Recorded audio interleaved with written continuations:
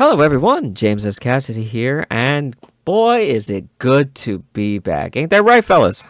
You can say that again. Great to be back. I know it's been a while since we've done this one. I'm sorry Steve and Margarita couldn't be here. Maybe eventually we'll do something with them in the future, but for right now, it's just the three of us, right? Yep. Yes. So, what do you say, guys? You want to do it like the old-fashioned way and introduce yourselves? Of course. Well, I'll go ahead and start things off first. So, obviously, y'all can tell by my voice who I am, but some things aren't quite like the old days. And the same can go for me. Jesus, is that you? No, I'm just... I mean, if you want to believe that's who I am, feel free. But no, in all seriousness, before anyone starts commenting, I was formerly known as Lucky Cheese 7, but now I go under a new moniker, and that is Lucky Rave. Not a huge change-up, to say the least. Still the same guy, still loves talking about anime and manga, but I just felt like it was time. You're pretty much showing that you're a Rave Master fanboy. That and, well, I just figured it was time to move forward from. I mean, it could be worse. He could be Lucky Beyblade. Let her rip. Oh my god. I'm just kidding. It's actually a good show, but... It is. I mean, it could have been worse. I could have just called myself the Anti-Blues. Well, good night, everybody. And then after that, Lucky Chi was officially cancelled. Yes.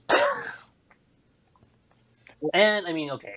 I don't know how much you're going to talk about this, but main reason why I also changed my name was because, well, you know, I'd been going through a lot, other than the fact that, like, hey, I loved Rave Master, obviously, but when I thought about my name, in particular with Lucky Chi 7, how the whole channel started, it was mainly through Naruto as, like, the stepping ground, which was not a bad thing, but, you know, especially, like, post the ending,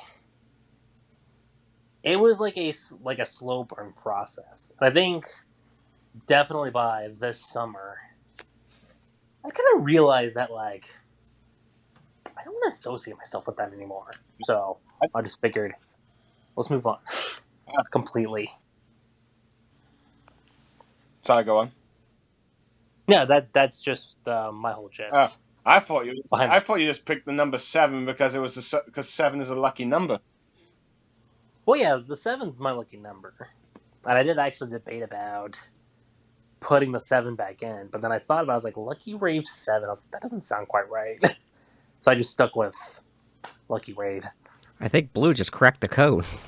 He did.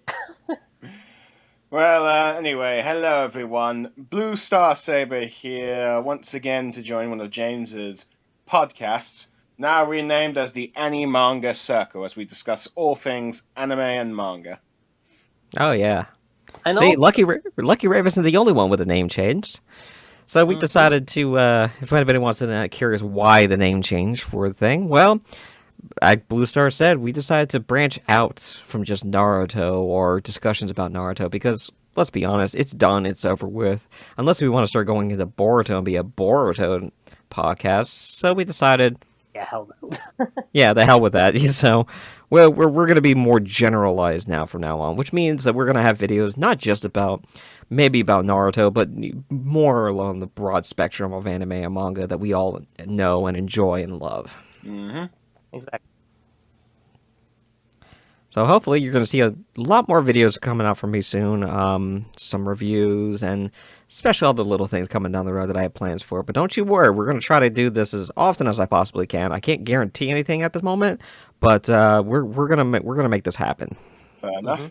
Though I think, given the fact that you were supposed to join me for another stream earlier, but unfortunately... Yes. Let's see, so I think, which I apologize, I thought you were Ritzy guaranteed to join the same day that both Margarita and Lucky Chi agreed to, but, oh well, never mind. Just, things happen. things have been happening. Jobs, life, sickness, everything in between. Yeah, that happens. Yeah. Frequently does with me. Anyway, so this podcast, what is this podcast about?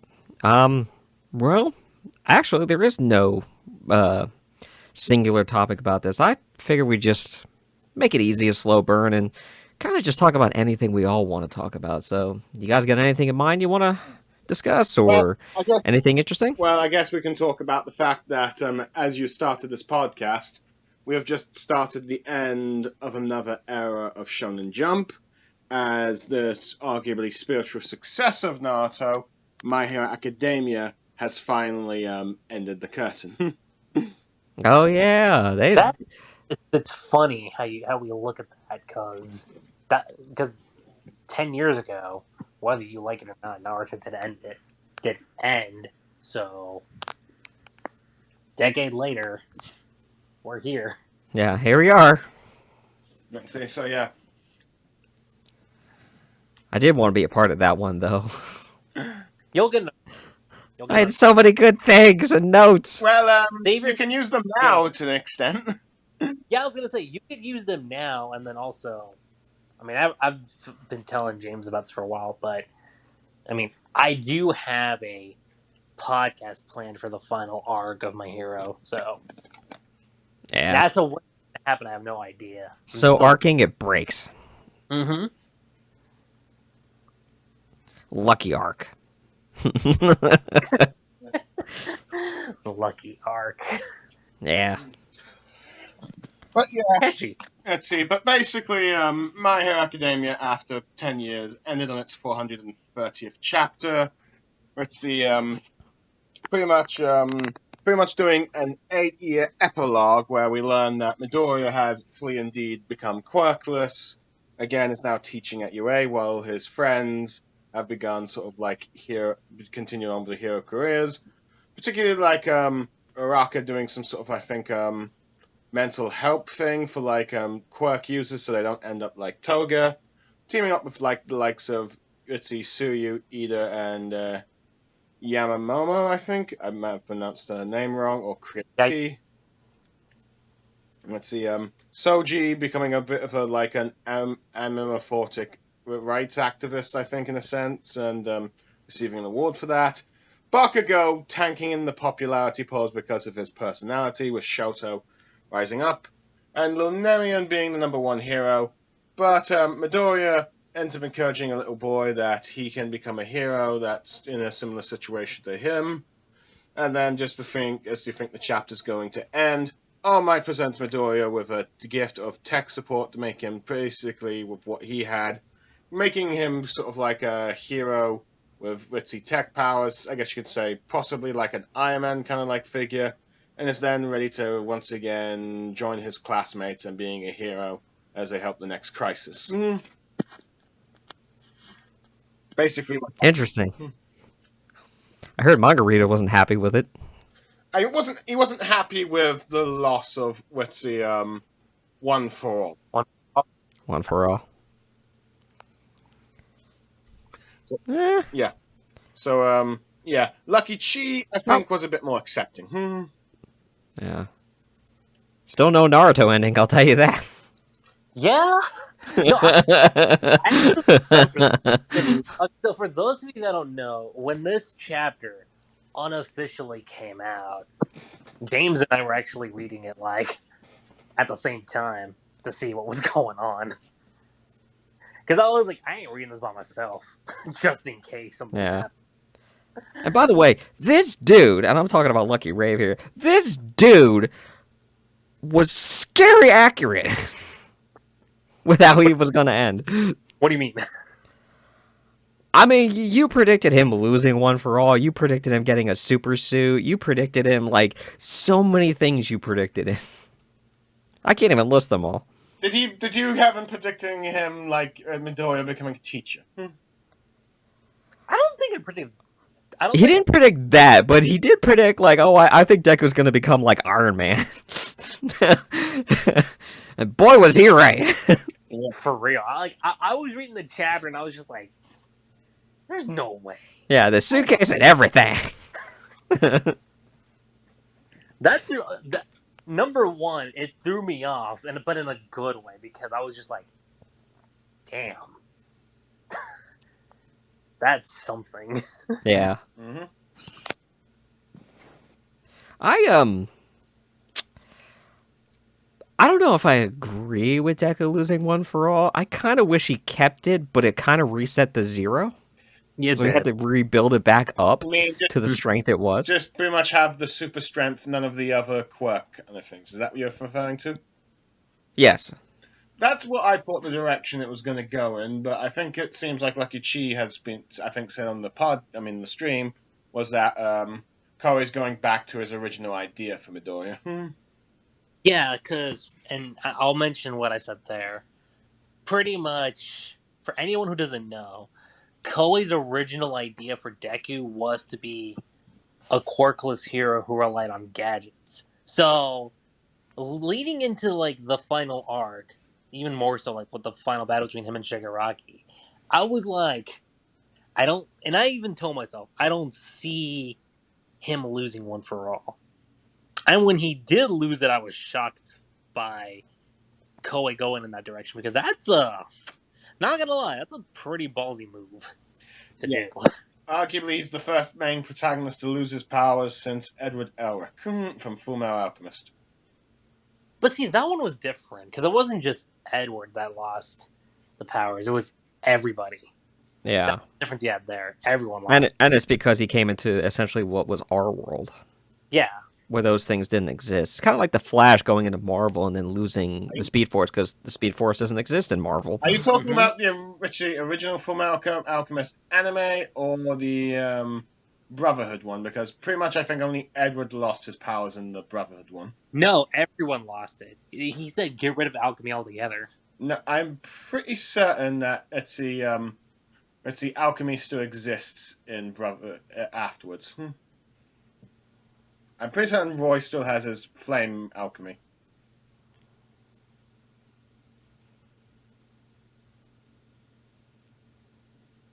I don't know. I thought when they just die, they get reborn in the other world and lose all memory and stuff. Yeah, That's what I thought too. Anyway, I'm pretty certain I recall it just only Edward losing his alchemy. I don't know, I might need to reread it, but let's see. But I'm pretty certain it's only Edward that can't use alchemy anymore. It's been a while. But yeah, no. Going back to the topic of it, like when that happened, of him losing One for All, like I wasn't exactly in disbelief. I was just thinking, I wonder if this is going to be permanent or if somehow Koei's going to find a way to bring it back and just have it be like, okay, well, I had two theories. Either he loses it completely or somehow both All for One, the quirk, and One for All, they meld together into creating one singular quirk. And that was going to be Deku's new quirk. That's what the other offshoot theory I had for Deku's resolution. Could still do it. Yeah. That's still a possibility. Could you imagine they are like in a movie or something, his armor breaks and then all of a sudden he just pulls out One for All again? I know people are probably going to cry like, oh, that's such an A-pull, but I've seen worse. It is a shonen after all, so A-pulls are kind of the name of the game. Who knows? We'll have to see, because I do even believe as My Hero Academia ended, they've announced, I think, a worldwide, or I'm not sure, maybe Japan, popularity poll, and the winner of that poll will get his or her own movie. I think we know who's going to get it. Let's not act surprised as to who's going to get it. As much as I hate to say it, but I'm just... You pretty much think it's going to be Bakugo. No, I think it's going to be Shogo. Shogo would be nice. Yeah, it's going to be My Hero Academia, Fire and Ice. Let's see. I got the... Well, my best guess, and this is mostly because of the Naruto popularity world character poll, I think it's very possible that people might just vote someone like, say, All Might, just so they can get more of his backstory. For example, let's see him train to become the hero he was, like learning how to use One for All, and maybe even show that fight with like against All for One that damaged him beyond repair and wounded All Might. All Might, more like all talk. Yeah. Am I right? Yeah, because I can see a movie like that working. I could be wrong, but I can see people voting All Might just for that reason. Yeah. Yeah. Although this fandom's kind of unorthodox. Best way I could put it. In a sense. Let's see the reaction. Although I do have to laugh though that this fandom has the biggest pairing wars I have ever seen out of any shonen, and it is the one manga that does not end with a pairing. Well, one pairing, but it's not even the one everyone was expecting. Mm-hmm. That's funny. That's very funny. I was laughing about that one. Yeah, like when I thought about it, I was just like, huh. Okay. Yeah. That's interesting. Yeah, nothing seemed to be outright confirmed, though you could say maybe Midoriya and Uraraka are implied in some ways. Especially with the whole nod to green tea at me. And the face mask. Yeah, that too. The face mask was the other thing. Which I didn't notice, but lucky you did. Yeah, because I looked at the mask, I'm like, okay, it's not the same mask as Deku, but it's definitely an homage to him. Yeah. For sure. But I still find it a bit weird that My Hero has even a shipping war going on, because I'm pretty certain that Koei was pretty much blatantly obvious that Midoriya and Uraraka literally have crushes on each other. Mm-hmm. I mean, it was like literally obvious in the very first chapter that Uraraka was Uraraka was introduced, and then Midoriya was just excited by the fact that a girl talked to him. I mean, in the first volume, not even after, but then in Ochiko's character bio, he even said himself that I have scenes planned for Izuku and Ochiko. So as soon as I read that, I was just like, okay, thanks for addressing it straight out instead of Yeah. But, when does that stop anybody? Yeah, right. You got a lot of people saying Midoriya and Bakugo, or Bakugo and Uraraka. And somehow Deku gets pregnant. What? Wait. Yeah, I think that. You know what's fun? I was re-listening to the season 5 podcast we did a while back, and I remember that. I was like, oh yeah, that's a discussion too. Yeah, I'm pretty certain that is just the more. I'm hoping at least that's the more just the more niche part of the My Hero Academia fandom. Yeah, I think that's the right word. Oh, yeah. As I don't think the majority want that to happen at all. Well, I did predict one thing about the ending. What's that? What's up? That whole, this is how I became a great hero, and I'm like, it's going to be more metaphorical, isn't it? It's going to be some weird power friendship, I'm a great hero, but only to a certain group of people, and nobody else is going to acknowledge it kind of thing. Mm-hmm. Because everyone else is still standing around the statue of All Might thinking he did everything when Deku was the one. Yeah. I'm a great hero! Yeah, that nobody knows! Saitama, you want to jump in on this one? Yeah, I suppose that's really only real major issue I could really have with the ending, I guess. I was just gonna say, I don't think it's one of those things where nobody knew Deku. It was more he became in this way. Let me compare to this. For anyone who's seen the Planet of the Apes trilogy, he kind of became like Caesar, where he became a myth in that sense. A myth in 8 years. Blimey, that's a new record. Wait, that's a lot, actually. Good job. I just want to say One Punch Man did it better.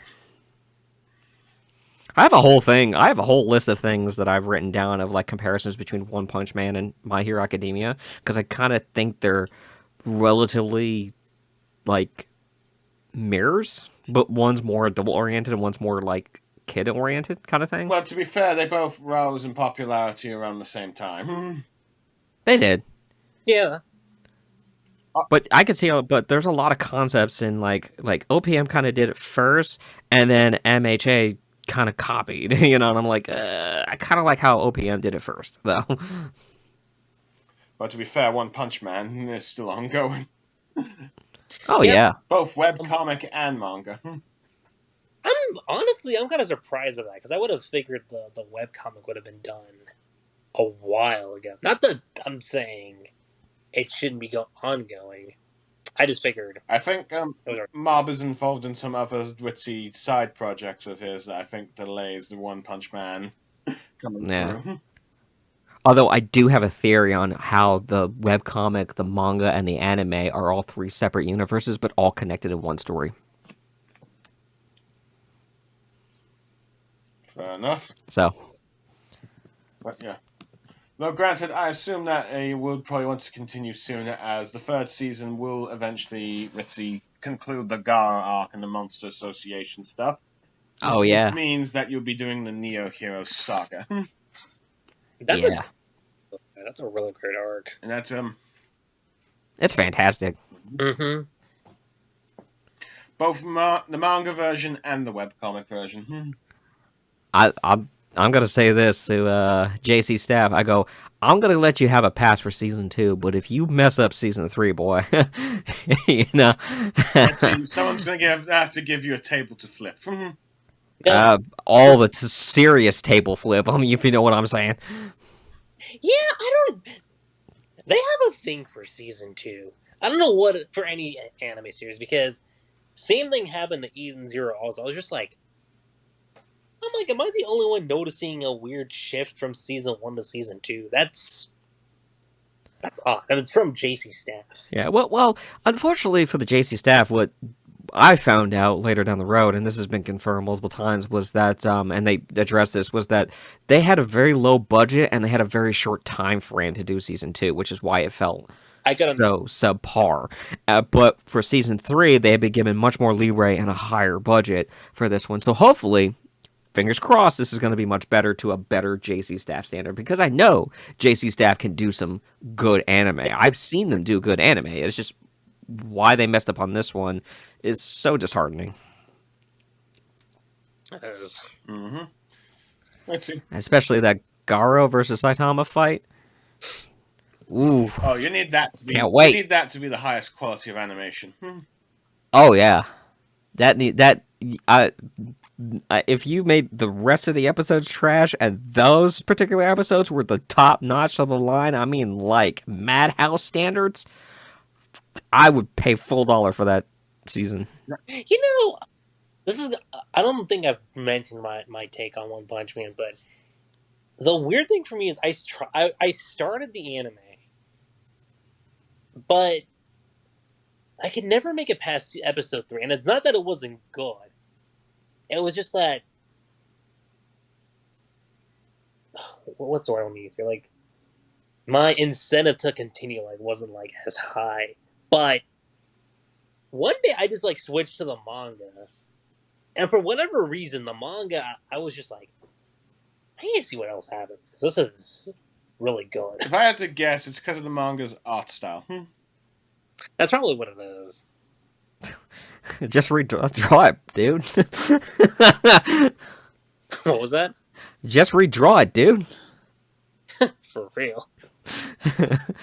Sorry, there's an actual funny joke. I don't know if anybody's seen it yet, but I actually made a picture. I'll post it if anybody wants to see it. But I actually made a picture where people were talking about the ending to My Hero Academia, and Yusuke Murata actually made a comment about it and saying how he was excited and for Go to finish and everything like that. And someone respond just read, because there's a panel of Saitama that tells King just lift, dude. After King goes through this whole monologue of him how he's not a good enough hero, but everyone treats him like he is. And Saitama's just lift, dude. So someone took that, and they made a joke of Yusuke Murata, like, oh, he's just basically telling Koei, just redraw it, dude. If something's not good, just redraw it, because that's what Yusuke Murata is known for. He just redraws chapters. I mean, these last couple of chapters, especially, he redrew them from like 5 chapters back, and then he redid them, and they're fantastic the second go around. I mean, they were good, but now they're great, kind of thing. So, but I made a picture of superimposed Yusuke Murata's face on Saitama in that scene. It says, just redraw it, dude. In some ways, it still kind of amazed me that One Punch Man can get away with that when other mangakas would not be allowed to do so. Well, you also have to consider this. For you... Because OPM is badass like that. I was going to say this. My experience with Yusuke Murata, though, kind of similar to Hiro Mashima in the sense of that I didn't actually know about him through One Punch Man. I knew about him through something else. And that was Ice Shield 100 thing. Or... 21, yeah. Yeah. Which, that's a great sports series. Like, if anyone wants to read, like, a really good, like, sports manga, that's a great one. And the art there, I mean, keep in mind, this is, like, Yusuke Murata in, like, his, like, early days, but the art there is pretty good, too. Yeah. Okay. He's a great artist. He is. His poor staff, though. I feel so sorry for them. I do, too. But, yeah. Mm-hmm. It's on hiatus right now for the manga, but it should be coming out pretty soon, because they said August would be, like, the next... when the next chapter will come out, which is we get to see the new villain and everything like that, Empty Void, who apparently we're going into multi-universal and multi-dimensional feats here. So does that mean that Saitama's going to be a running counter to Goku? Oh boy! Well, start up those versus battles, ladies and gentlemen. Here we go. Well, if that's the case, I think you're going to get a lot of One Punch Man fans able to use more material against Goku, as I think some people have argued that Saitama is only isn't really as strong as Goku because he hasn't done feats in like destroying galaxies of planets yet, or something like that. I don't know. I just remember. Yeah. Okay. Sorry. I have a whole video planned for this, but I don't like arguing with the Dragon Ball Z fandom for this reason, because they're always like, well, what feat does your character have of doing this? I'm like, okay, well, what feat does your character have of doing this? And they don't really have one. I mean, by this logic, have you ever seen Goku blow up a planet? No. I guess he can't do it. I was just gonna say this. They've always been like that. They're like since day one. Yeah. They want very specific feats, but Goku is implied to be able to do it because you power scale him to some other character that can do it and has done it. And I'm like, okay. Yeah. But that this is going to be a whole video discussion that I've already planned later down the road, so that's a little treat for the future. Okay. So, out of curiosity, getting back to the subject of My Hero Academia, did you like the ending or did you hate it?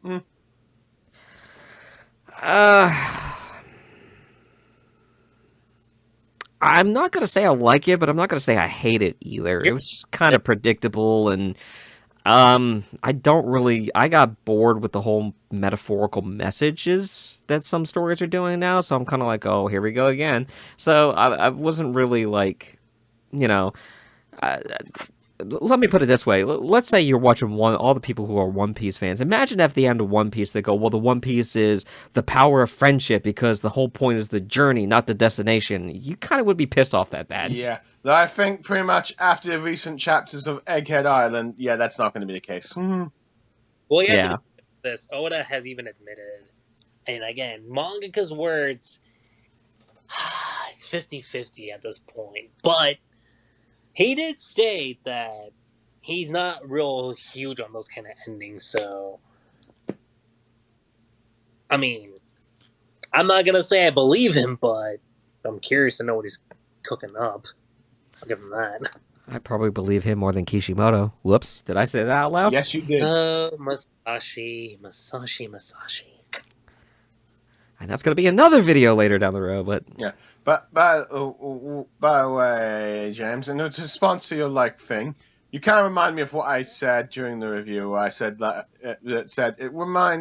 I'm thinking of that one clip from The Simpsons where Homer asks, Marge, this is a happy ending or a sad ending? And she's just like, it's an ending.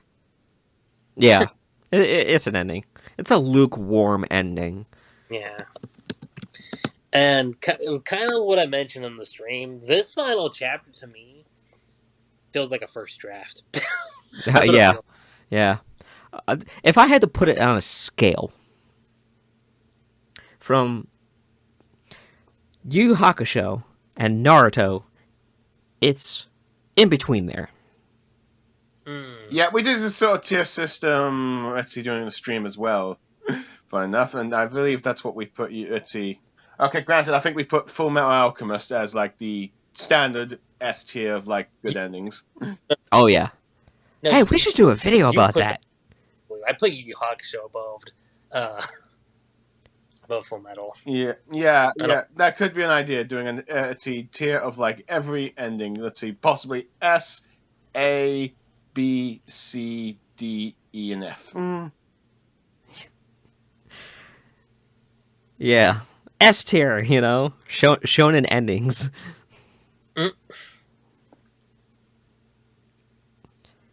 But yeah, it's so Yu Yu Hakusho's ending. For people who want a little history on this one, if you haven't seen it, go see it. I think it's really good, but it actually was rushed, and yeah, I do remember that. And it's kind of funny that a rushed ending like that felt more genuine than Naruto's ending. So that's why I say, I mean, it's kind of like Naruto as the bottom. AOT is probably is higher than that. I actually respect the AOT ending. It's not my favorite, but I do starting to respect it a little bit more. So it's better than Naruto. I think, let's see, spoilers a heads up. When me and Lucky Chi were discussing this with Manga Reader, I think we put Naruto in F tier and Attack on Titan in E tier. E tier. Well, I was going to say this. Had it not been for the final few pages of Attack on Titan, and I mean the volume version, yeah, had it not been for that, I would have said this is too happy for a series like Attack on Titan to end up on that note. It's they're all going in, they're going to have a talk, that's it, but you get the ending you do for Attack on Titan. I'm okay with. Go on. No, I was thinking I'm okay with this, and plus it proved my point too to all the dumb Alliance defenders. Oh, peace talks. Yeah. Where are your peace talks now? Well, I'll say this. I think the anime also did at least one conversation better, and that was one between Eren and Armin.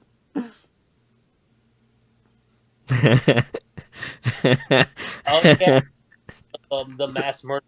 I remember that. I was just like, way. They're not including that. What the hell?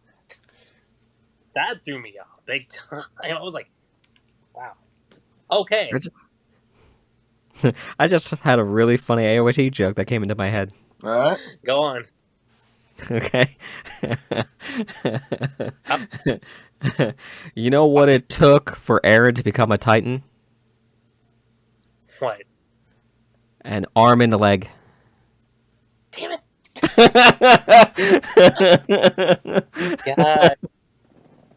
Damn it. Let's see, but yeah, it's sort of going back to My Hero Academia. In a sense, with its ending, it's sort of the signs of an ending of the sort of beginning of the new generation manga's ending.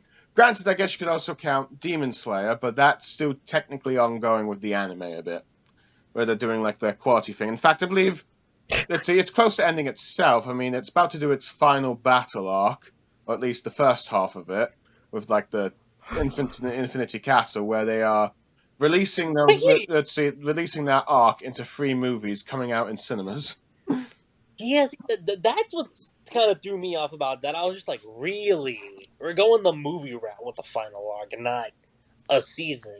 I mean, okay, Business-wise, I can understand it. You keep the longevity of Demon Slayer going.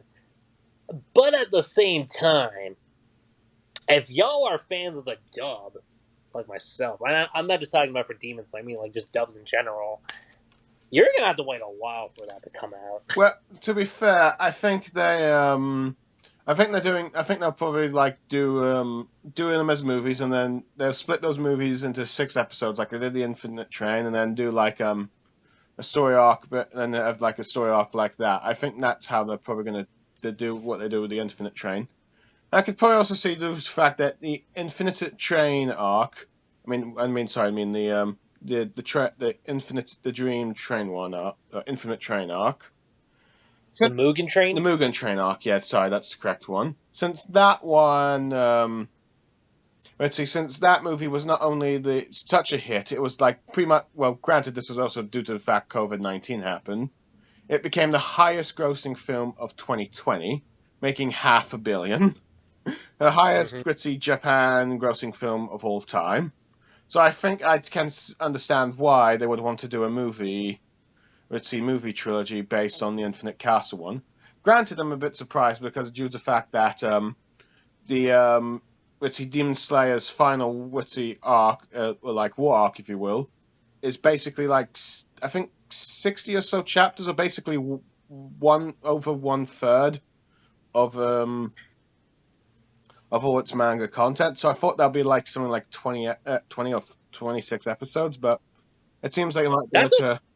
Let's see. I thought that too. Let's see. It seems like they're able to probably mesh it all down into like a movie. It seems, at the very least, unless they're like the movies will have some cut content, and then they still have the movies having most of what is shown, and then they redo it as an anime, but with also the added content that they cut for the movies. Who knows what they've got in mind? But with like I said, My Hero Academia ending. Demon Slayer technically ended a while ago, but still ongoing in the anime, but it's closing its final soon. Also, the fact that Jujutsu Kaisen is apparently near its end, and Black Clover, from the looks of things, is also ending. It seems like the generation that replaced the Big Three is finally starting to end, and then we're starting to get a new generation of manga replacing it. Definitely. Still haven't watched Jujutsu Kaisen. Don't know if I really want to. James, I'll tell you this, and I'm saying this from my experience. Start with the Jujutsu Kaisen 0, because for anyone who doesn't know, that technically came out first, manga-wise, before you got the main series. So there's that. It's pretty much the only thing she was okay with me reading or watching at the time. Say what? I was saying it's pretty much the only thing you accepted me reading or watching of it at the time. Well, yeah, because I was just like, well, I mean, it was. I call it a one-shot series, but it was like 4 chapters. What it was. 4 long chapters, if you will, but good, like, character journey, I would say. But yeah. Though, granted... Is it? Sorry, go on. No, go for it. I was going to say that with My Hero Academia ending, it's like... It's so far the only manga of its, like, its fellow generation. The only ones that's kind of, like, lasted, like, a decade. And the last one, besides Black Clover, to have more than, like, 300 chapters at the very least. Because it seems like mangas recently have been ending in a span of 4 to 6 years on average.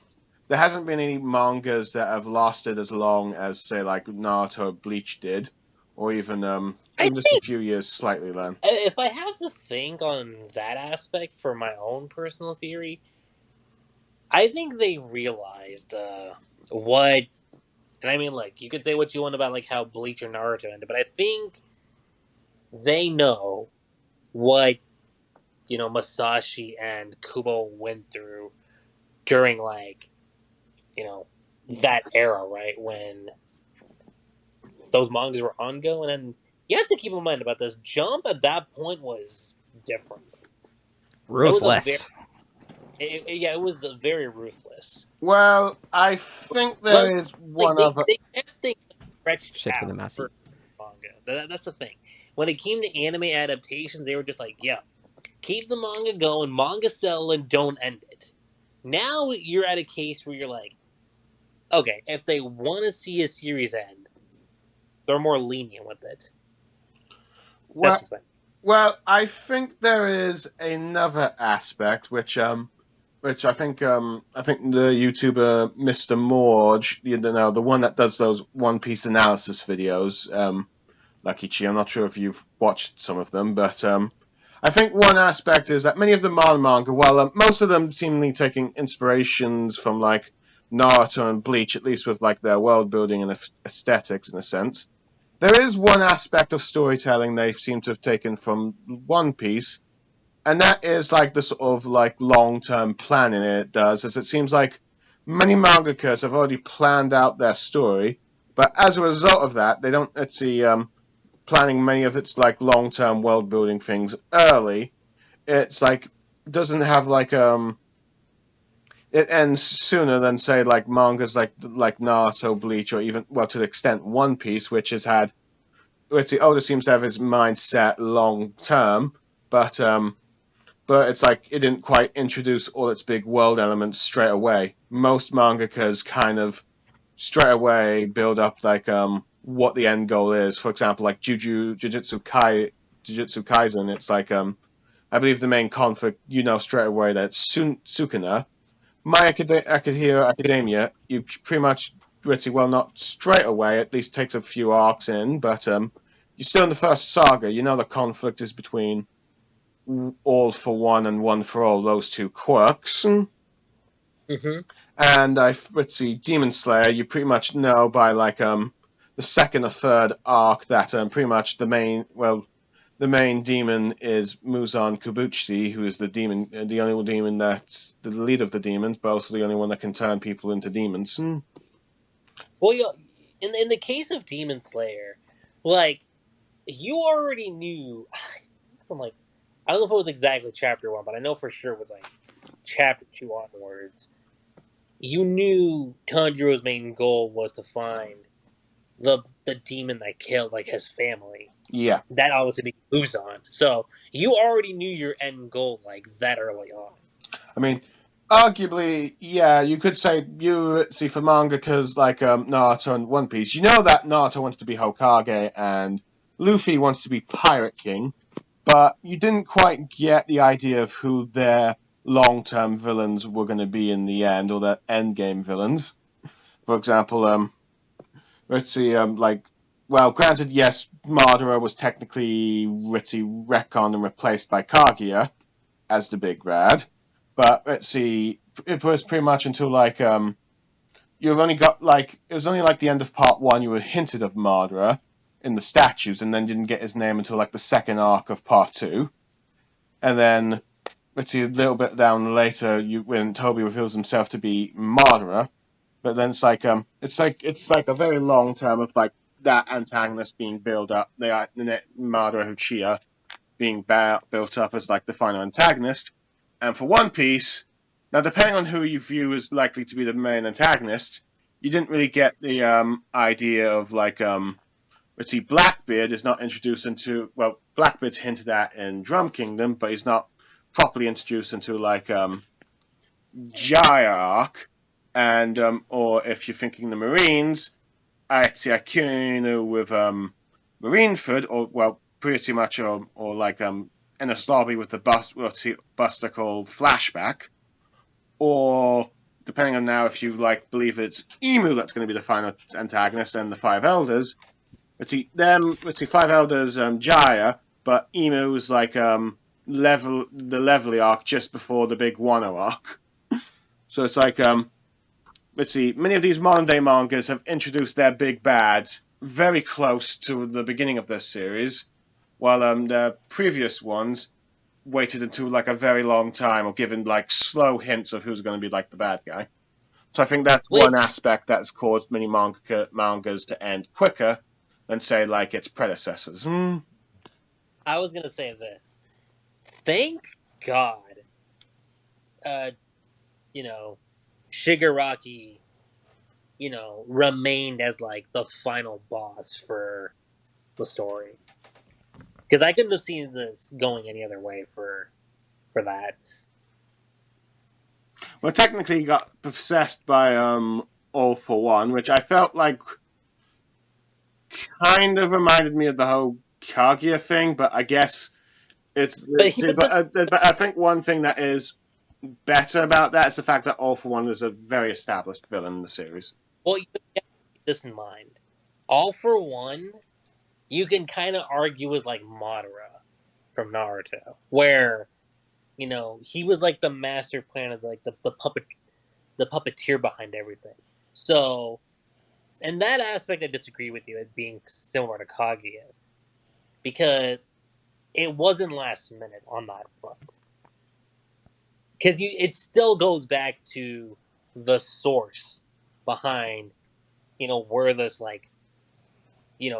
conflict of, quirk started between One for All and All for One. It still goes back to that guy. Mm-hmm. So when you look at it from that aspect, it's like, okay, it's still there, Uh-huh. Looks like I didn't miss the My Hero Academia podcast after all. Yeah, nope. You did actually get to have a My Hero Academia discussion, James. Oh boy. But yeah, I guess we can probably now move on from My Hero Academia.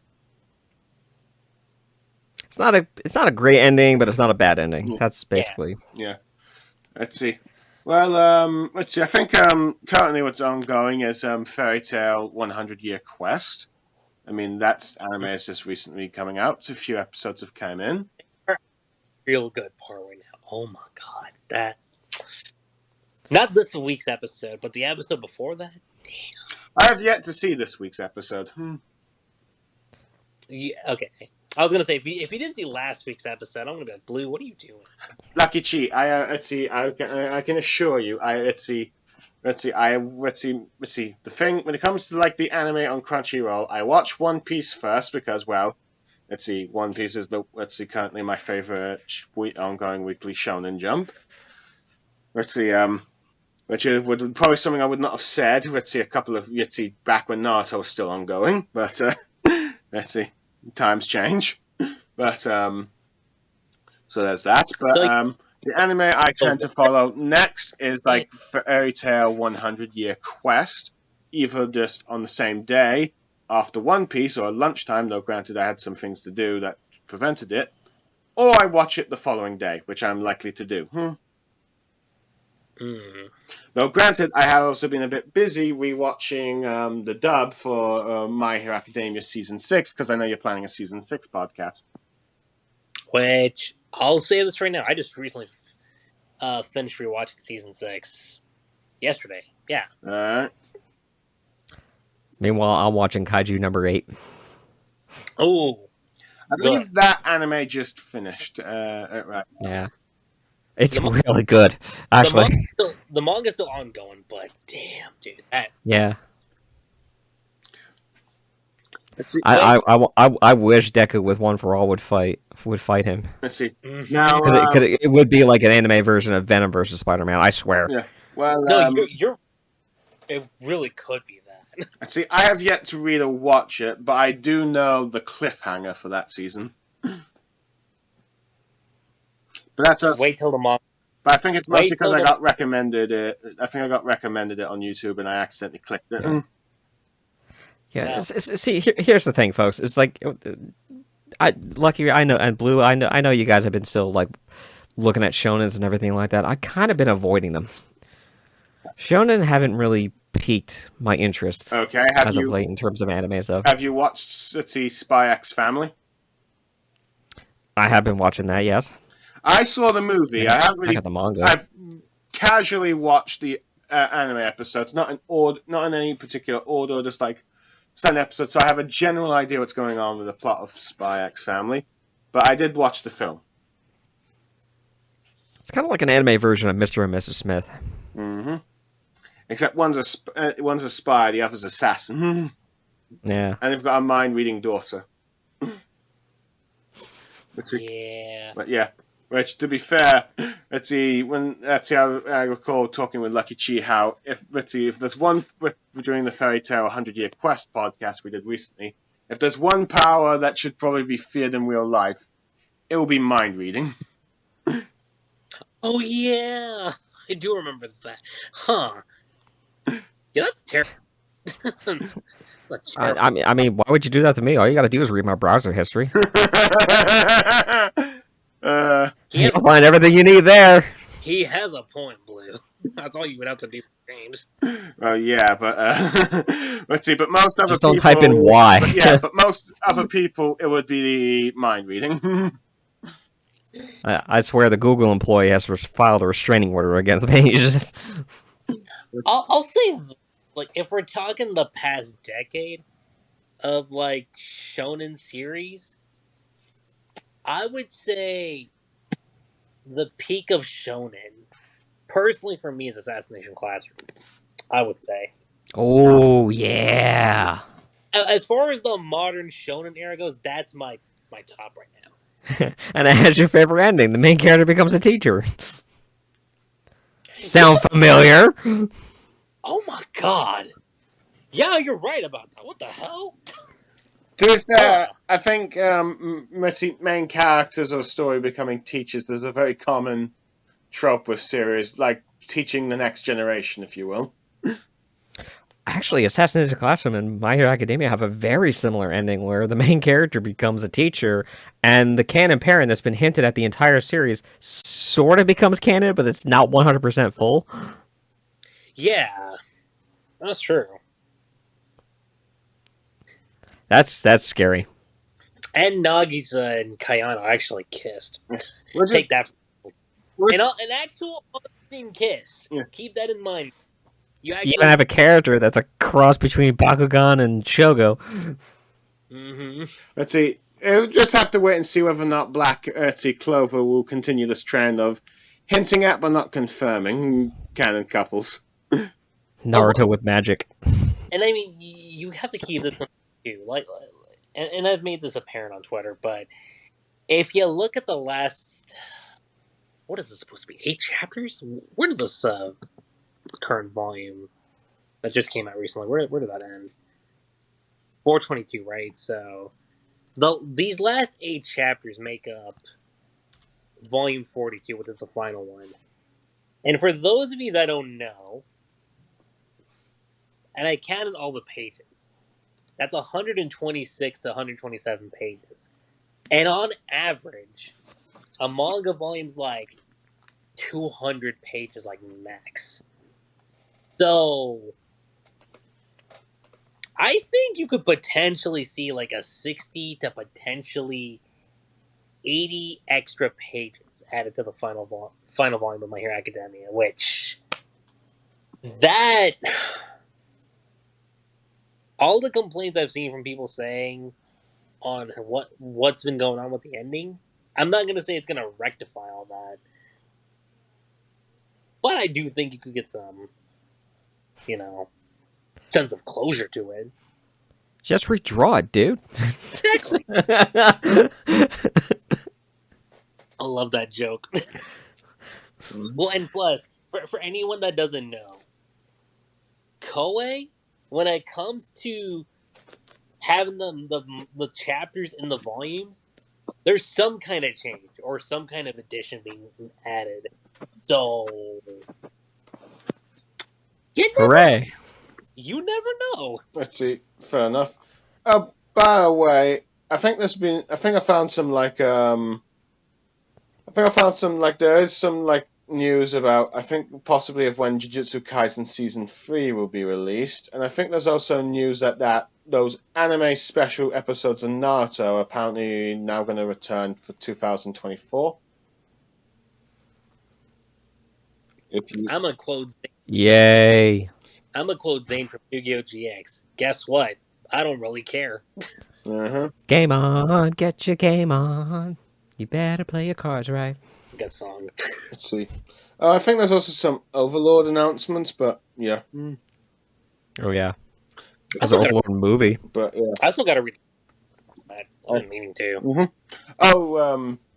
But yeah, do you know what the apparently plot of like the anime specials are for Naruto, James? In terms of... Those Naruto filler ones that were supposed to be come out last year, but then got delayed for one reason or another. You're gonna have to tell me this one because I haven't been following Naruto for a while. I believe Naruto. It's going to be a story where apparently Naruto is appointed captain of his team, so they're going to be a mission led by Naruto. Oh, filler. Cool. Yeah. Okay. That's all I need to know. Yeah. Well, we remember the last time how this went. Mm-hmm. One was crying, the other one was yelling at each other, and the other one was trying to eat something. Pretty much. Good job, Naruto. But I think that's basically what it is. Which, of course, when that happened, people were pretty much saying, "Let's see, no Naruto remake," because I think that's what people were talking about. But yeah, other than that, I think. Sorry, go on. I'm gonna quote the Grinch on this one. Go for it. Are you two still living? Mm-hmm. Egg. Let's see. I think Are you still going? other than that, I think the majority of the season 2 cast of One Piece has been announced for season 2. Hooray! I just need to know Vivi, because if they mess up Vivi's casting, I'm gonna throw a fit. So as far as I can tell, no casting has been made for Vivi yet. Actually, Vivi and Crocodile and Rob, those three. I haven't seen any news about the One Punch Man live action. Let's see. The only thing I think that One Piece live action has failed to do, I think, is get that one person they wanted to have for like Dr. Kurenai. I've forgotten who everyone wanted to be that, but I think that was just due to conflict of schedules. Yeah. But other than that, I think they've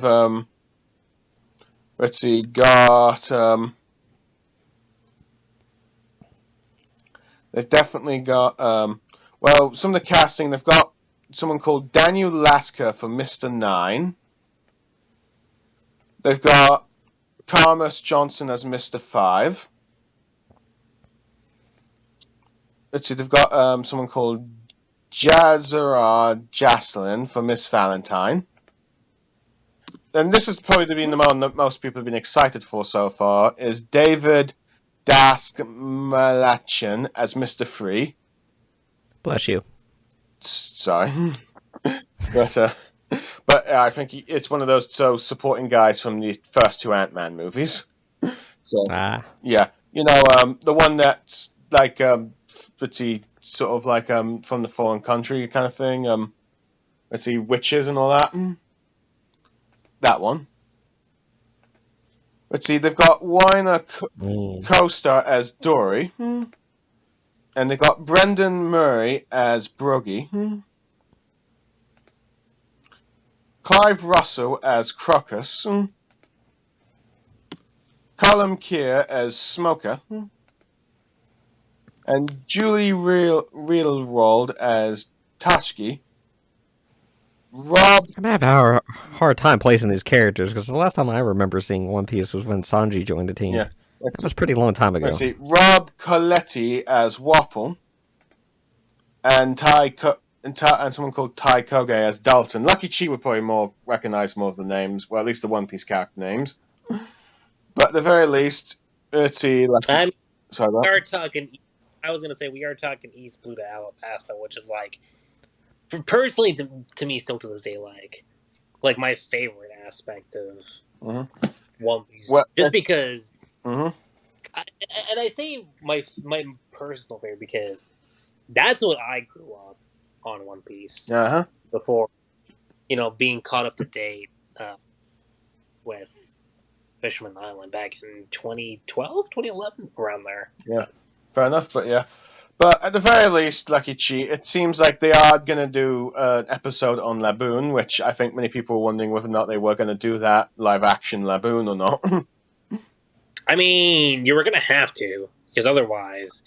Brock would make no sense. Exactly. Let's see, and they had made the same mistake that 4Kids Dub did. Oh, yeah. But, Speaking of One Piece, I believe this week you had officially the Egghead Island, the current arc, the first arc of the final saga, seemingly finally concluded, and after many decades, we're finally entering Elbaf. Ooh, about damn time. The Island of the Giants, James, that's what it is. Oh, okay. Been waiting for that since Little Garden. That's been out. And look, for me, that was 04, 05. It's been a long time since I've been waiting for that. Wow. Yeah. Basically, it's like pretty much the first island, well, besides maybe the final, where the island where One Piece has landed, it's been the most hyped up one for the Straw Hats to go to. The only other one you could say was like Fishman. Cancelled. The only other two islands I'd say that, let's see, were probably as hyped up as that was Fishman Island and Wano. Mostly because of like the Fishman plot line with started with Arlon Park, and of course the Samurai since Thriller Bark at the earliest, I believe. But yeah. Mm-hmm. Now let's see. Now, how long Elbaf is going to be, who knows? I mean, people thought Egghead was going to be a short arc, but I have a feeling that, at the very least... If we're comparing it to, like, the past few arcs, this was short. Well, yeah. Arguably, yes, but arguably because Wano, Whole Cake, and Dressrosa, in a sense, were mega arcs, in a sense, spanning around 100 to 150 chapters. Yeah, let me double check real quick. I just want to see. From my understanding, Egghead is as long as NS Lobby.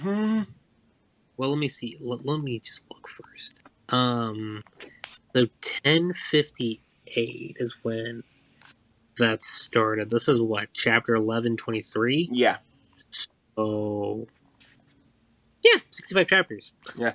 It's the short. Okay, not the shortest in the time skip, but definitely in terms of like big arc skill, this is the shortest like big arc in One Piece since the time skip started. Yeah, like in a long time. So yeah, my understand, like I said, it seems to be similar length to the NS Lobby arc. Mm-hmm. Now, granted, I've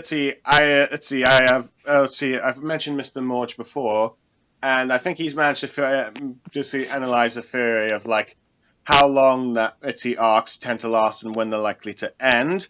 If I had to guess, now granted, I could be wrong on this, but I have a feeling that, the Elbaf will probably at the very least be 70 chapters. I'm going to say 100. And I'm saying that because it will fit sort of Oda seemingly has a sort of rule of having arcs or sagas lasting 50 to 100 to 150 chapters. So if like you got 120 you're on like 1123, arguably it could be possible that Oda wants to try and end this Elbaf to like 1200. So then he can do. So then he can then probably do the next bunch of arcs in like next 100 or 150 chapters. Maybe. Who knows?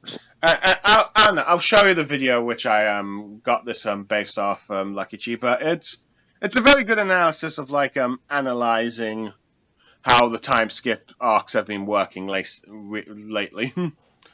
And even like I could even show you a follow-up one done by the Grand Line Review that even points out that even the pre-time skip has also have a certain similar structure, though granted mostly due to more of its sagas.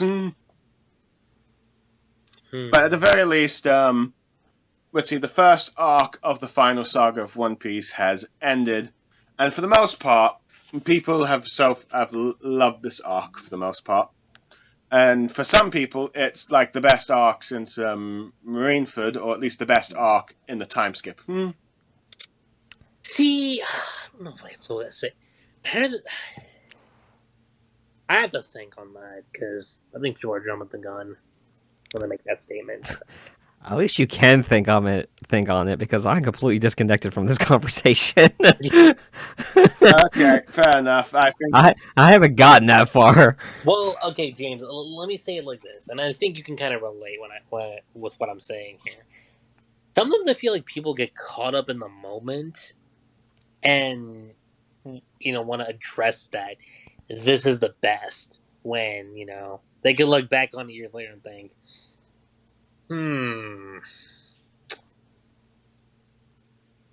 was it though?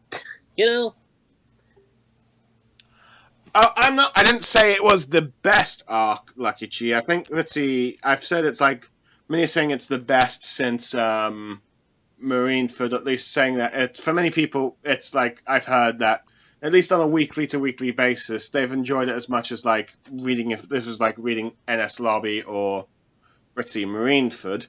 That kind of level of hype, and that's mostly due to the side character, some of the stuff with the side characters that have been built up, but yeah. I think that's like the experience that somebody of having. But at very least, I don't say it's like, I think there are some problems that prevent it from being as good as NS Lobby or Marineford. But I think in terms of like what many people have seen in the quality of Egghead, it's being pretty much it's pretty good that it's like close to that level of hype, I'd say. But at the very least, I think it's done a good job of starting the hype for the final saga of One Piece. And I think it's assured many people that if the quality of this arc is good, hopefully the rest, that like Elbaf, Laugh Tale, and like the final war against, be it Blackbeard, the Celestial Dragons, or the Marines, at the very least, it looks like it's going to be better than Naruto's ending. And the full Ninja War. Blue, I'm going to just say this right now. Keep your expectations in check. Because... And I know this from experience. I've been burned down twice. So, any series, especially when you reach like the final act, the final saga, I keep them low. So, that's why I don't expect anything. This way, I can't be disappointed. Exactly. Arguably true, but I think there are some things to back up. At least the trust to have in like Oda and One Piece compared to like say Naruto, and to some extent Attack on Titan. Yeah. Hey, at least the AOT writer actually did the ending they wanted to do. That's true. I'll give Isayama that. At least like it or hate it, give that respect. But yeah. At least. But we all know that Zoro solos Sasuke, right? Absolutely. We all know this, because this is all I got out of this whole conversation. Let's see. Zoro is the best number 2 guy out there. That's a joke, because there's a huge debate about this. It's probably one of the biggest versus debates since Goku versus Superman, from what I've seen. Possibly, but yeah. No, Although I did like Gear 5. I did see a little bit of Gear 5, and I thought that was pretty cool. I also like the fact that that Oda based it off of Tom and Jerry, Looney Tunes. Yeah. And you could see it. The inspiration from that. In many ways, I'd argue since that transformation, One Piece has kind of exploded in popularity as well. That and the live action has also helped. Sorry. But yeah, I think it's one thing that helps is the fact that it's such a unique transformation when it comes to like Shonen Jump, because basically every Shonen Jump transformation pretty much has become Super Saiyan at this point, right? I just find it really funny that everybody is now, all these shonen fans and everything are always arguing like, oh, now Luffy is the most powerful because Gear 5 is basically Toon Force, and Toon Force can be at everything. Yeah, but Goku has God mode and this and that and that and everything like that. And me, as a One Punch Man fan, goes, okay. For real. Because y'all need transformations. Saitama is just that strong right off the bat. No, his weaknesses is other things. A sale at the supermarket, like... But yeah, But yeah. these verse debates have always been so funny to me because it's just like these characters, no matter who they are, have gotten to the point that their powers have like expanded beyond their universes set of Yeah. rules now. So we don't really. So power scaling has become so skewed, and it's. They all have their own little quirks, the fandoms that they're arguing about it. But the way I could describe it is the One Punch Man fandom thinks that Saitama could beat everybody because that's the point of his character. The Dragon Ball Z fandom thinks that Goku We'll can eventually do beat anything everyone. he wants. What? We'll eventually beat everyone. Yeah, we'll eventually beat everyone and give it another shot. You know, kind of like how Batman fans think, like, oh, well, if you give him enough prep time, he could beat anybody. No, this doesn't work like that. You know. And there's a couple times that even Batman says, no matter amount of prep time I have, it won't make a difference. You know. But you know, Luffy, the One Piece fans are like, oh, he has Toon Force now, so he's unbeatable and everything like that, and you know, but on and on and on. But my point is that these characters are reaching things that normally the power scaling has gotten off the charts to the point that we can't even measure them anymore. You know, and it's not surprising to me but the biggest thing I face is say the Dragon Ball Z fans about Goku fight. Like, I'm surprised that none of you are like, wow, we finally got a character that can actually give Goku a good fight and possibly beat him. Well, I want to see where this goes and where this character's going to... No, it's like, oh, well, Goku could defeat him, you know. But can he beat Goku kind of thing? And it's just annoying at this point because it stopped being fun and more about, you know, like, what can this character do? What can't this character do? Power scaling. What was it about? Blackbeard is able to make dimensions in his pockets or something like that, quite literally pocket dimensions or something, and they think, well, Luffy could beat him, so he must be outerversal or whatever, and I'm just like, that's not really how power scaling works. I'd say a few things in that. One, I think the reason why you probably got those power scaling debates being toxic because they want their character to be the strongest. In terms of One Piece, while Luffy has gotten like Gear 5 and seemingly a very Toon Force broken power, there are limitations on it. Mainly, like he has a 10-minute time limit on it, otherwise he reverts into like a soggy old man and needs to replenish his energy in order to like use it again. And there are some other aspects of it. It's like, due to the nature of Luffy's devil fruit, it's either being like this cheeky sun god, if you will, is that he can't help himself but being a bit jokey and witty, play along with his enemies, try and do silly antics. So in some ways, dragging the fight, from at least what I can tell from what he does, and will probably have to take a while before he gets serious, before he can do some real damage. But there's also, at the very least, a few opponents that have been introduced, particularly in the Egghead arc, where even though Luffy might be able to punch them away, they come back due to some sort of like either having certain very strong regenerative abilities, or in the very case, there's this one character particularly seems to have armor or endurance strong enough that he can't quite hurt them just yet. Yeah, or even a third option where they're like, well, they're not really trying to kill him in the first place, even if they could. Well, yeah, there is that Which other happens. option because they also prioritized trying to stop the Vegapunk's message to the world. Yeah, I'm not sure how much, it's just I'm not sure how much you know about Egghead. no, I barely anything, but but that's my point though. It's just like I just don't know how to argue with people about this anymore, or even just not argue, but debate with them anymore, because it's like, they want proof of your character, the one that you're supporting. They want very specific feats of very specific things and very specific this and very specific that.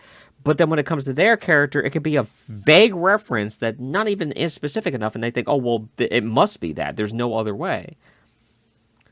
You know? Mm-hmm. If Saitama and, you know, if Saitama punches a hole in the universe, he punches a hole in the universe. But people are like, well, it's a gravity wave that's bending light or whatever and blah, blah, blah. And I'm like, why can't you just accept it for how it is? You know?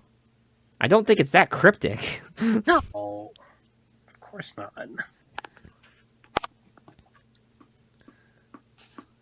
I say this character has no limits. Well, there's no such thing as a no limits fallacy. I understand that, but for the sake of the argument, that's what the whole point of the character is. Oh, he's a joke character. Well, so is Goku in the beginning, but people forget that. They've never read Dragon Ball. Dragon Ball was originally a comic, you know. A based character... on that's based on martial arts. That's what it was. And Akira Toriyama, may he rest in peace, you know, even he in interviews says, like, you know, I kind of just made things up when I went along. Like, Goku wasn't originally a Saiyan and an alien. That wasn't planned until the Saiyan arc. And I wasn't really meant for this to be super serious. It was just kind of a fun play thing based on Journey to the West, you know? Well, I think it probably doesn't help that Dragon Ball Z was introduced to the West before Dragon Ball. No, it doesn't help, but Yeah. But that's my point. But they'll make references to the original Dragon Ball series. They're like, well, Goku was able to do this in his youth, but now he can't do it here in Dragon Ball, and that's in Dragon Ball Z or Super or whatever. So that's kind of BS. Not really, because Toriyama does this all the time. Honestly, you know, when I watch Dragon Ball or some of these other series like that, you're not supposed to take them seriously. You're supposed to enjoy the ride. It never makes sense.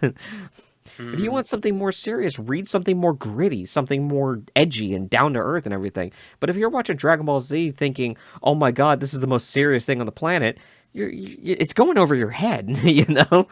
No, and James and I have always had this conversation for a while, but if we're really looking at it like this, Z is basically the Shippuden of Dragon Ball in and of itself. So, yeah. So, when technically, let's see, for Naruto, the Shippuden is pretty much the Z of its generation. Since Dragon Ball technically came out first. Dragon Ball came out first, and here's the thing.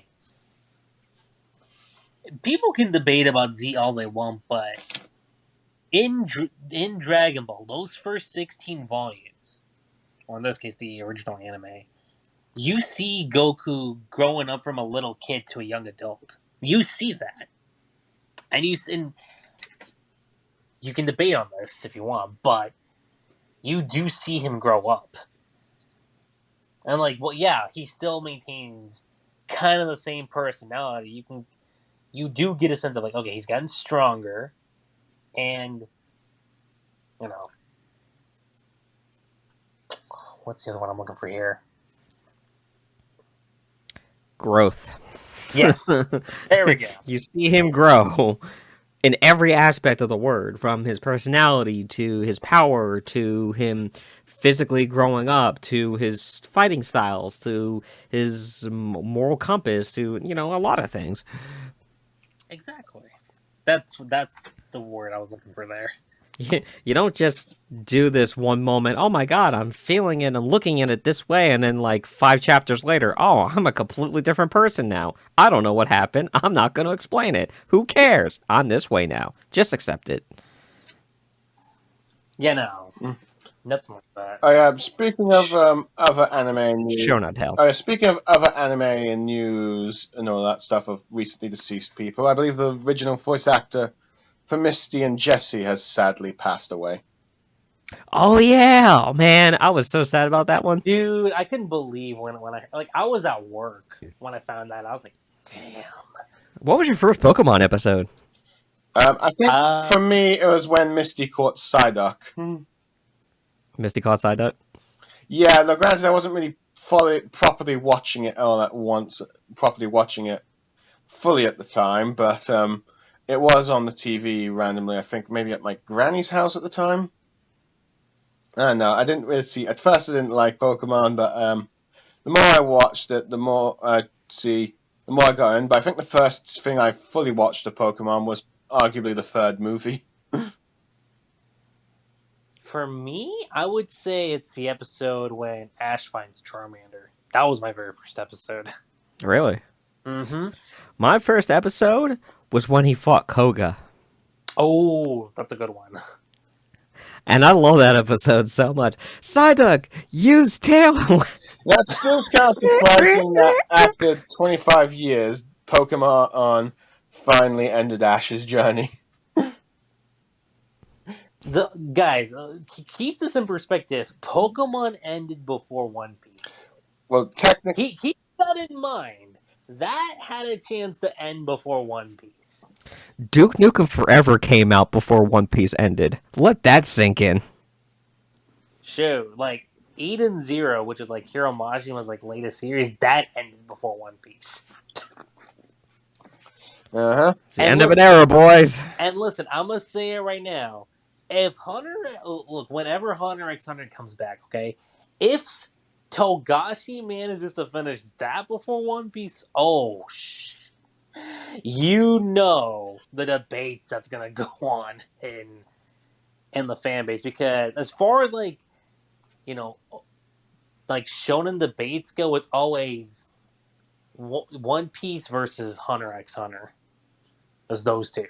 to be fair, I think there was a time when Hunter x Hunter could have surpassed One Piece, but I think due to its hiatuses, I think it lost that chance. Well, I mean, you can't blame Togashi on that. Yeah, we can. Yeah, we can. We can blame him for everything. Well, I'm kidding. I'm kidding. I Folks. was like, explain to Yu Hakusho then, James. Still a better ending than Naruto. Whoops, Yep. Did I say that out loud? Yes, you Yes, did. you did. And I 100% back you up on that, because it's the truth. Shoot, guys, I'll say this right now. I rewatch Yu Yu Hakusho more often than I do any of the big three, now that I think about it. That's He's gonna watch it, even if it's some woman or somebody's grandma. What? It's a line from the anime. that's what I remember. Like, I know that reference. Well, Speaking of Naruto endings, well, let us explain to you why One More Day is the best Spider-Man comic. Oh, well, he did not open those can of worms. Oh, well, James. God. Let's see. Everyone now hates this guy called Paul now. Okay. Here's the thing, and I actually was. I'll get my bulletproof vest. No, I was actually telling James this a while back, but I think One More Day, honestly, could have been the best Spider-Man story. And Blue's gonna find that crazy, but let me explain why. It's called One More Day because it was gonna be the last time you saw MA be alive. Yeah, I think you told me this before, Lucky Chi. Mm-hmm. So it was gonna. When you're following up from the Back in Black story, and you go into that, it's like, dude, if we're gonna get something so sentimental and like a somber farewell, like Uncle Ben, like Gwen, Captain Stacy, Harry, I'm like, go all out. Go all out and make this like the most heart-wrenching thing ever. Is it sad that Peter got less cuckold in that story than he did for the latest one, in the recent one? That's saying something. That's really saying something. But yeah. Everybody hates Paul. I have Blue to keep me up to date with what's going on with Spider-Man, because I'll tell you this. After Spencer's run ended, which... I don't know. Like, the Amazing Spider-Man comic line. Well, it's pretty much the Ultimate Spider-Man line that everyone's now reading. Mm-hmm. Like, I'll tell you this. For people who don't know, I actually kept up to date with Spider-Man up until One More Day. And when that last issue, One More Day, came out, I dropped the comics. I was like, nope, not touching this ever again. And yeah, want to know what brought me back into the comics? Nick Spencer. Renew Your Vow. No, Renew Your Vow. Oh, yeah. That was that. Because I saw that cover with Peter, MJ, and their daughter. I was like, I swear to God, if y'all are fucking with me right now, I'm going to have issues. But now, I say that. Was Renew Your Vows like the best like Peter MJ story of all time? I don't know if I could say it, but it was great. I thought it was a great story. It's probably the best Dan Slott Spider-Man story. Mm-hmm. I could see that. But no, like, it was just, like, you have to keep this in mind. Renew Your Vows was, what, 2015? I think? Yes. Was it 2015? Yeah, 2015. And One More Day was 2007. So for me, that was, like, an 8-year, like, gap of, like, not reading anything. 3 more years, and it'll be the 20th anniversary of that event. Oh, goddamn. Well, Lucky Chi, this year's the 25th anniversary of the Phantom Menace. And? So, I think Phantom. Twitty. So it's like everything's turning Twitty over the age of 20 now. Yeah. Dude, Rave Master right now just reached its 25th anniversary, which is crazy. Oh my god. I can hear that. It still blows my mind. The South Park movie came out in 1999. Mm-hmm. That's weird. Hold up. I need to check on Cowboy Bebop. How close are we to that anniversary? Wasn't that like 2004? Something like... So in other words, that's you might be right about that. 20 years. Let me see. You might be right about that, James. Let me see. Okay. 1998. Damn. Okay, so 4 years from now, it's going to be 30 years. Holy shit. We're old. We're old. Mm-hmm. I mean, remember Toonami and everything, and if we're gonna go by the Toonami run, when did Cowboy Bebop start in Toonami? I think it was like 2000s, right? 2001. Okay, so yeah, 23 years. Damn.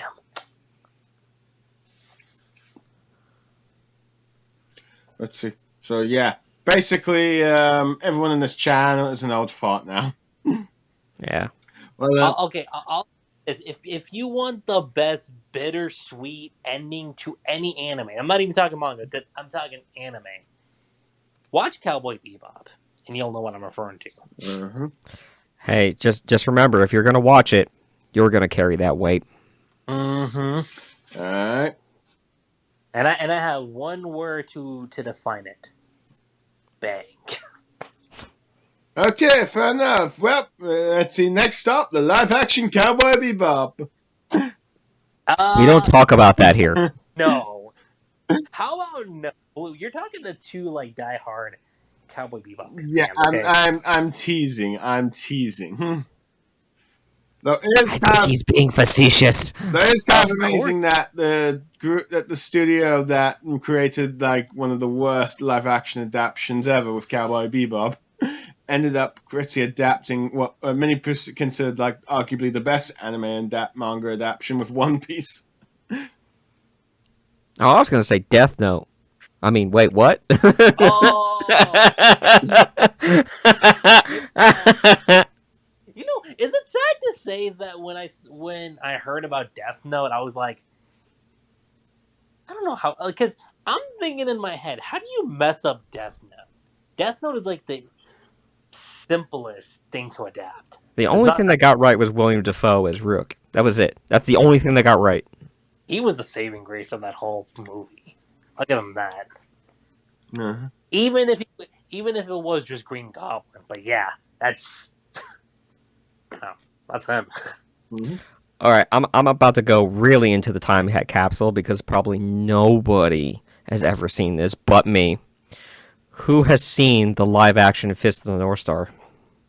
I have I've heard about it. I didn't even know there was. And there is a live-action Fist of the North Star. There is. Wow. And it is as B-movie campy as you could think of. Interesting. No, I'll say this. I haven't watched it personally, but I have heard of it. So. Well, no, I wouldn't be surprised if we get a Fist of the North Star remake at some point, because a lot of old school anime have been getting remakes as of lately these years. Oh yeah. Like Shaman King. I've forgotten. I can't recall the name. Shaman King. I can't recall the name of this one, but do you know about this one with? What? I'm sorry. What? I was gonna say Kenshin got an anime remake too, which I still need to check out. Yeah. I was not referring to that one. No. Let's see. There's a cold kind of. Never mind. But I'm talking about this one with this I think this regular dude that has got this, I think, lightning sort of like alien powered girl that's just fallen in love with him or something. I think it's from the manga that did Inuyasha. It was her first manga. Hold on, let me just see if I can. Let me just see if I can. Let me just Inuyasha, because I think. See, let me just see if I can find the mangaka for that one. We can. I hope you're not thinking of Zatch Bell. It's Yoshi Yatsuru. Bless you. Sorry, do you know which one I'm referring to? No. Oh, let me just send the link in Skype. I'll take a look at it. Let's see. I was gonna say I do know Inuyasha does have a next gen-esque story to it. I haven't seen it, but I do know it exists. Usawari. Have you watched it, James? Sorry. What, the new Inuyasha? Mm-hmm. I watched a little bit. How was it? It's okay. It's better than Boruto. Okay, that's.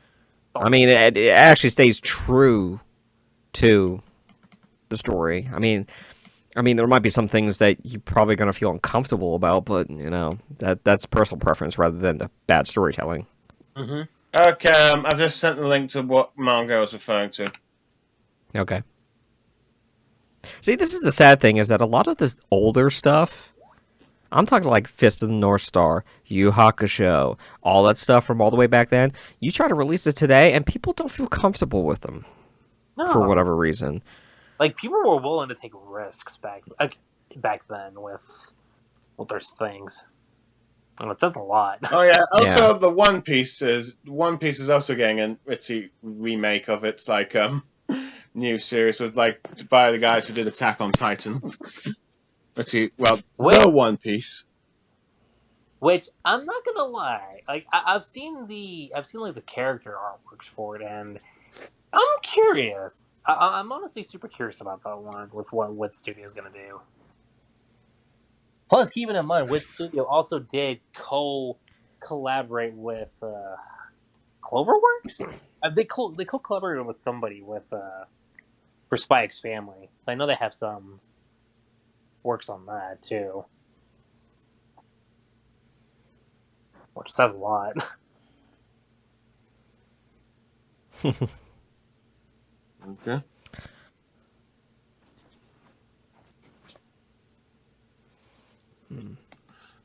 I think we're getting pretty close to the end here. What do y'all think? Yeah.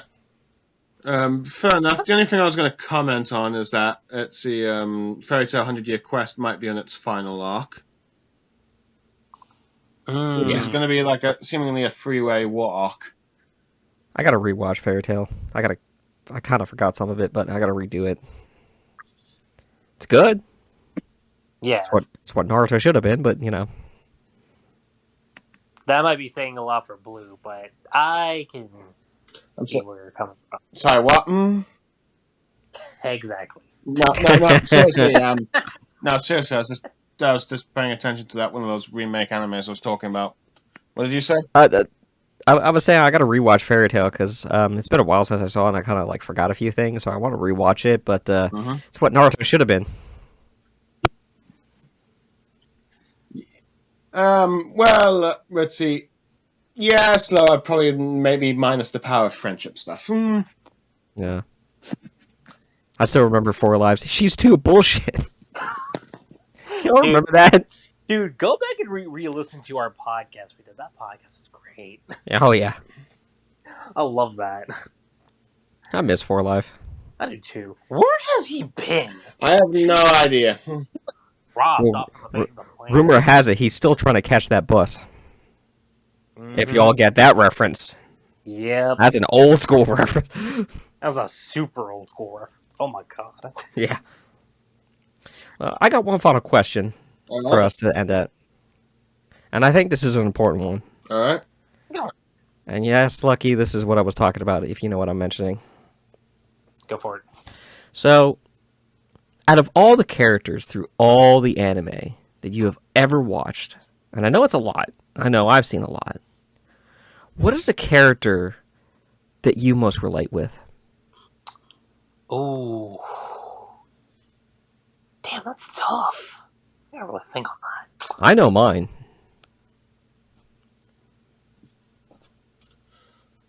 It could be It could be anybody. Well, I suppose when I was teenager to young adult, I suppose the character I related to the most was probably Naruto at the time. Naruto? Yeah, you know, hyperactive and knucklehead. Let's see, being autistic, that kind of probably would be something I would relate to. I think we all know who manga reader relates to. Goku. Yeah, Goku. Yeah. Well, now let's see. Ooh.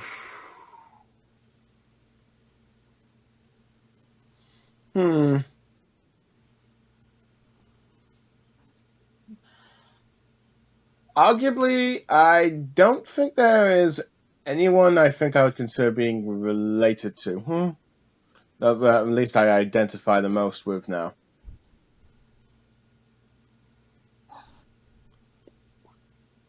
I would say it was Naruto when I was like teenager to young adult, because that's pretty much when it was ongoing, so yeah. But outside of that, I don't really think I found a character that I've related on a personal level to that extent.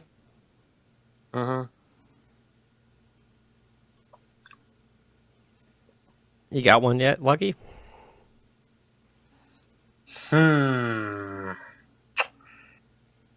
this is tough. Literally gotta think on this. What you don't know is I actually gave Lucky this question about 2 weeks back You did. for him to think about this, and he still hasn't come up with an answer yet. Think about that. Well, so I've given you an answer, a sort of answer, but then compared to Lucky Chi at the very least. Hey, Lucky, Blue's calling you out, man. Pressure, man, pressure. You know what? I'm gonna say it. Haru Glory. Our glory, okay. Haru. Any particular reason why? Well, more so because he just feels like, you know, like your average guy. You know, like he doesn't feel like he's like, you know, what's the word I want to use here? Like, he personally doesn't feel like he's the best of the best. And more so, he just looks out to see the good in people. Looks to see the good in people. Tries to keep, like, an open mind about things. Not rush into anything. And when I looked at horror, that's kind of like how I kind of viewed myself in a lot of ways. Like, I really don't, like, judge things, like, right off the bat. Like, I let, you know, I just kind of give myself some time to, like, let things simmer. And then, you know, once something comes to me, I just, you know, let my thoughts out on it. Yeah, I'm debating, maybe do I identify with Natsu if I'm fired up and tempered, but I think Natsu's too extreme in that regard. But no, I'd probably say, like, when I was young, Naruto. Now, I'm not sure if I find anyone on that level, but yeah. It was Naruto. It was Naruto. Okay. What Y'all about want to you? know who's mine? Go for it. Vasher Stampede. Who? Vasher Stampede from Trigun. I knew it! I knew it! I was like, wait. I was like, I'm pretty sure it's Yeah. him. No, Vash Stampede, you know what? We're gonna go off script here for a second. I'm gonna be serious for you. Go for it. As a rhetorical question, and for anybody that's listening, and you guys here, do you know what makes a hero a hero? And I'm not asking this to get an answer out of you because I already have one, but just think about this for a second. What makes a hero a hero? Is it their moral system? Is it how they sacrifice everything for everyone that they care about? Is it who they are? Is it what they do? Is it their actions? Is it their seniority? Is it how people love them? It's sadly all of those things, and yet nothing, not one of those things at the same time. And there's one aspect about heroes that everyone keeps forgetting a lot of times. What's One that? thing that not many people think about. People hate heroes. And I mean they hate heroes. They will despise them to the core. And it's because when a hero truly stands up and truly gives this view on this world and uses their abilities to help people hate them. And this is not just in a fictional sense, this is in real life too. And even the best of people get hated for the wrong reasons, because I guess it's because people start to reflect themselves into them, and they fail to realize that when the hero starts drawing lines in a moral way, in the moral sand, how many of those people end up becoming the villain instead of the hero that they think they are? Yeah. Or the people that they reflect in these other heroes. Imagine you liking someone thinking they're the hero until they come after you. Until you're the bad guy. Until you're the one that the hero has to fight and save people from. And then you live this moment every single day where you think, no, I can't be the villain. It can't be me because, I'm the innocent. I'm the victim. I'm just doing what I did because it was this. And people forget, even if you have the best of reasons, sometimes you still are the villain that the hero has to fight. And this is why you hate heroes sometimes. This is why all heroes are eventually hated. Getting a bit preachy there. Yeah, and this is something that I realized when I was watching Trigun Stampede, and how, both in the old and the new series, is Vash tries his very hardest to be a good person. Not just a nice person, but be a good person. And while he has powers and abilities that could probably blow up the planet, he doesn't do it. This is not like Goku. This is not like Naruto. This is not like Yusuke or any other shonen hero that you've ever seen. This character really doesn't care about anything other than preserving people and preserving what they feel is right, even if it costs them who they are. And then you go throughout the entire series seeing people hate him over lies, over misconceptions. And even if he does do it, it's usually by something that people don't even know happened during that time, but they still blame him anyway. I get that. I've experienced that.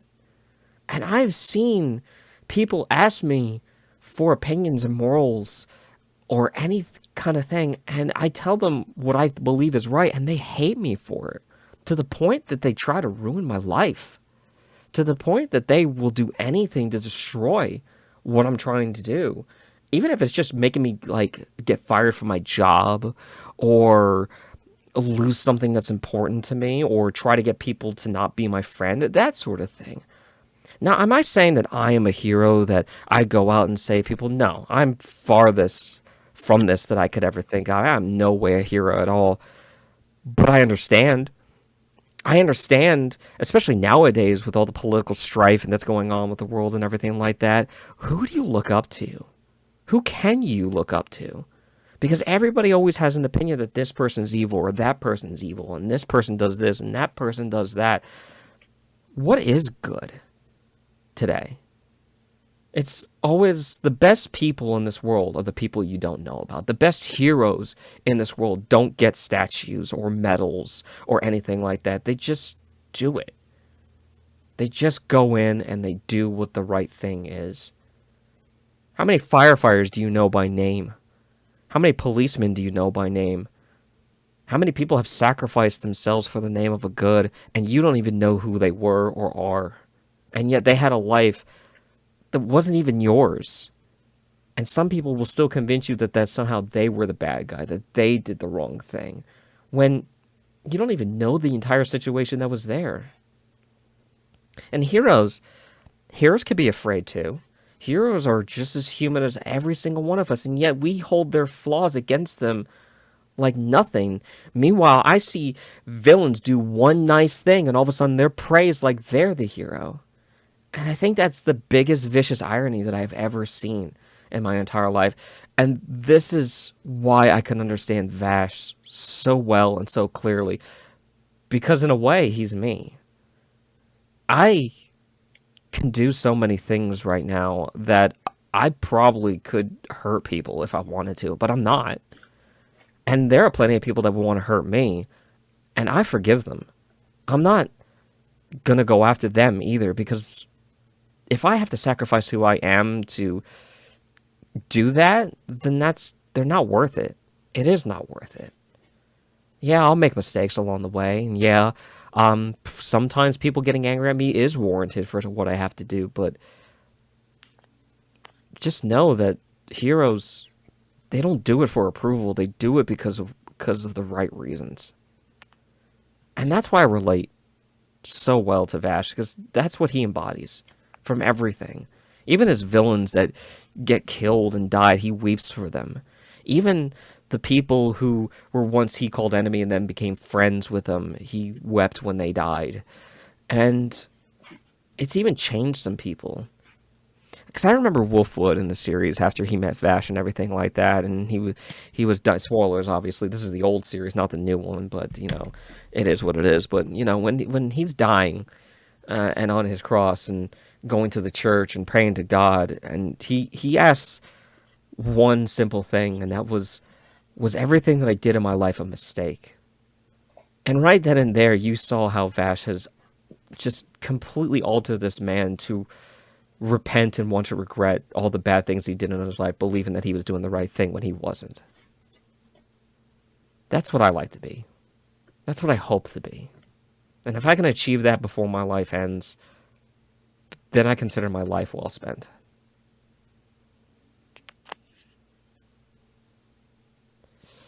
That's beautiful. A bit too long for my liking, Really? but Like, I'm not gonna lie, James, that hit real deep. Yeah. I thought about that. That was a long time in the making. Now, do you understand what I mentioned that one time before? Mm-hmm. Does it click now? It does. So I want to ask you two again. What is the anime character that you relate to the most? Sorry. I should be more, let's see, touched and sympathetic, but it's just taking so long that I think I really need to start heading to bed now. Okay. But like I said, I'd say it used to be Naruto. Used to be Naruto. Okay. But yeah, arguably, I might be more moved by the speech if perhaps it was like done an hour earlier. I'm just getting a little cranky now. Well, we could always crunch it down into one piece. Oh my! Okay. That was good. I'm not gonna lie. That was actually really good. But yeah, I will admit. But yes, it was. I will admit that is an inspiring. I will admit it is an inspiring speech. I am sounding a bit like. I know I'm sounding a little bit like a jerk right now. I apologize. Damn, Blue. Hey, at least I admit it. You heard it here, folks. The cursed one is a jerk. Well, if I ever see him again, I have a few words for him like you and R and a jerk. Well, at least I arrive, let's see, much sooner than... at least I arrive sooner on time, Lucky Chi. I mentioned I might be a little late. So Wow. I mentioned.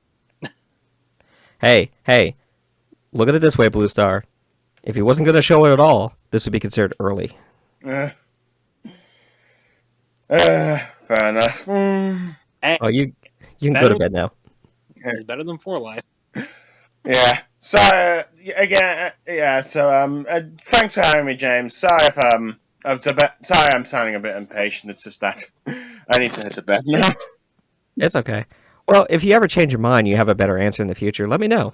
I really am curious. Let's see, but yeah, I don't think I'm probably ever going to find on that personal level. But anyway. Fair enough. I am Bluestarsaber signing off. I'm Lucky Rave. And I'm James S Cassidy saying good night, folks. We'll see you next time.